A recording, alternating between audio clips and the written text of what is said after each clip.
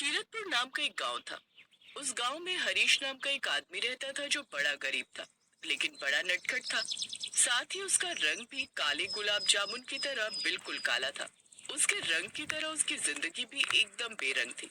उसका काला रंग देखकर ही लड़कियां उससे दूर भागती थी। घर में उसके साथ उसकी बूढ़ी माँ रहती थी, लेकिन उसमें एक खासियत थी कि उसके जैसा ऑमलेट पूरे गांव में कोई नहीं बना पाता था।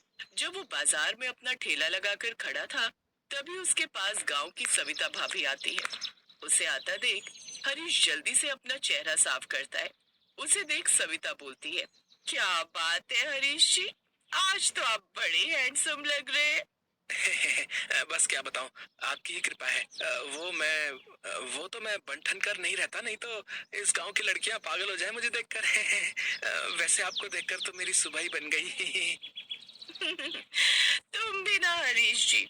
अच्छा, अब मेरे लिए बढ़िया सा ऑमलेट बना दो, वो भी बढ़िया सा नमक मिर्च डालकर। अरे आप कहो तो उसमें सोना चांदी डाल दूं। उसकी जरूरत नहीं है हरीश जी, वो तो मेरा ऑमलेट खाने का मन था इसलिए मैं यहाँ आ गई। आपके हाथों का ऑमलेट तो मुझे वैसे भी बड़ा पसंद है, लेकिन वो क्या है ना, अभी मेरे पास पैसे नहीं है। कोई बात नहीं भाभी, आपसे पैसे मांग कौन रहा है? आप तो मुफ्त में ही खाइए। सविता बड़ी चालाक थी। वो हमेशा ऐसे ही उससे मीठी मीठी बातें करके फ्री में ऑमलेट खा जाती। ऑमलेट खाकर सविता वहां से चली जाती है। फिर अगले दिन सविता का पति बबलू हरीश के ठेले पर ऑमलेट खाने आता है। हरीश को बबलू बिल्कुल भी पसंद नहीं था। थू थू थू थू है, कितना घटिया आमलेट बनाया है। मैंने तुझसे आमलेट मांगा था, लेकिन तूने तो मुझे नमक मिर्च में डूबा हुआ आमलेट पकड़ा दिया है। आमलेट में इतनी मिर्च कौन मिलाता है भाई? पिछली बार भी तूने मेरे आमलेट में ढेर सारी मिर्च डाल दी थी। वो तो मुझे तेज भूख लगी थी इसलिए मैं जैसे तैसे खा गया था, लेकिन उसके बाद जो मेरी हालत हुई है, सारा दिन मैं संडास ही भागता रहा भाई।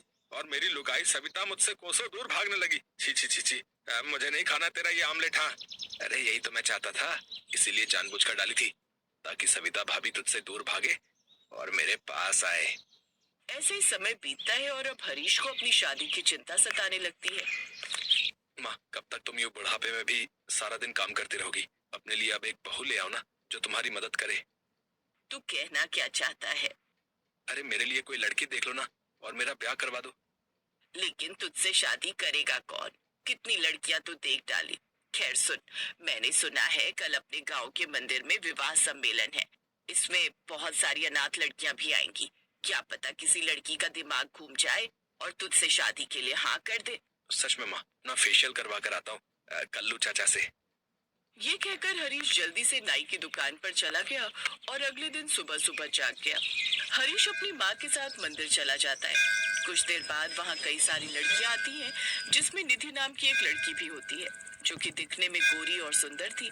उसे देखते ही हरीश उसे दिल दे बैठता है, लेकिन वो जानता था कि उस गुलाब जामुन को कोई लड़की पसंद नहीं करेगी।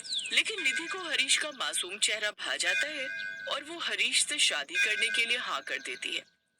ये सुनकर तो हरीश बड़ा खुश हो जाता है। उसे यकीन ही नहीं हो रहा था कि वो शादी के लिए हाँ कर देगी। वक्रतुंड महाकाय सूर्यकोटि सम। निधि हरीश से शादी कर उसके घर आ जाती है, लेकिन उसे देख सभी आस पड़ोस के लोग उसका मजाक उड़ाते। देखो तो उस हरीश की तो किस्मत ही जाग गई। इतनी सुंदर गोरी लड़की जो मिल गई, ये तो ऐसा लग रहा है मानो काले कौवे को हंस मिल गया हो। बिल्कुल ठीक कहा आपने। लेकिन निधि को इन सब बातों से कोई फर्क नहीं पड़ता। एक रोज, अच्छा सुनिए ना, आज मेरे साथ बाजार चलिए ना, मुझे कुछ जरूरी सामान लेना है। हाँ हाँ, चलो चलते हैं। हरीश निधि के साथ बाजार चला जाता है।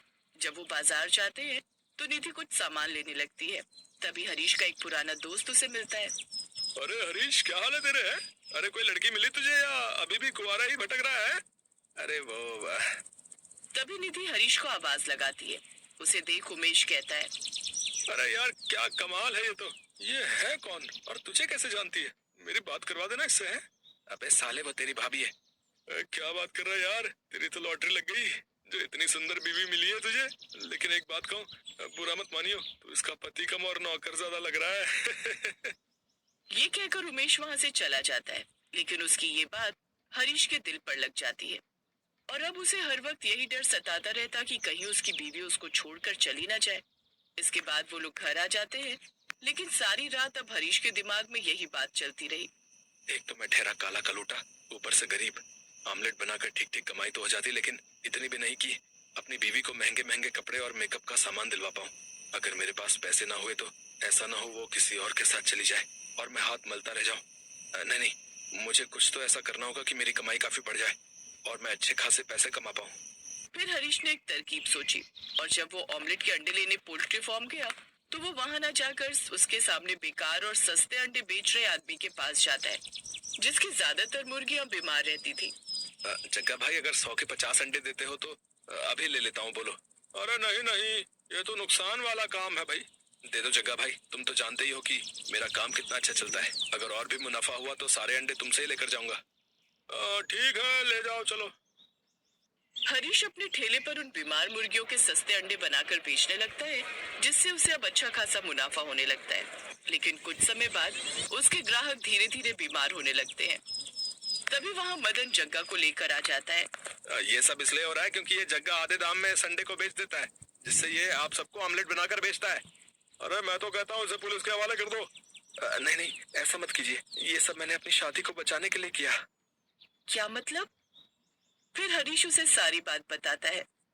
सब लोग यही कहते हैं कि हमारी जोड़ी कौवे और हंस की जोड़ी है, और मुझे लगा कि एक दिन कहीं तुम मुझे छोड़कर चली न जाओ, इसलिए मैंने ये सब किया ताकि ज्यादा पैसा कमा पाऊं और तुम्हें ढेर सारी खुशियां दे पाऊं। तुम जानते नहीं हो मैं तुम्हें कितना प्यार करती हूँ, और मुझे तुम्हारे रंग से कुछ लेना देना नहीं है, और ना ही तुम्हारे पैसों से और ना लोगों की बातों से।